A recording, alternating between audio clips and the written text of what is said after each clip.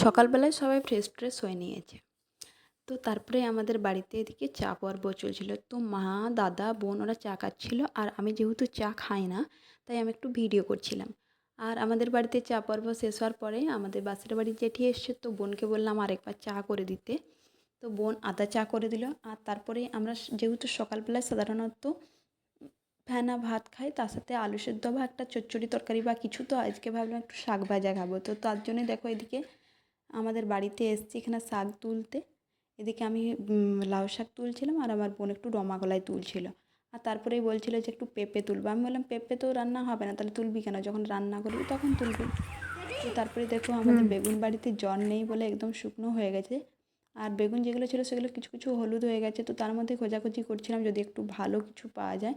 তো এদিকে দেখো শেষমেশ দুটো পেয়েই গেছি ভালো বেগুন।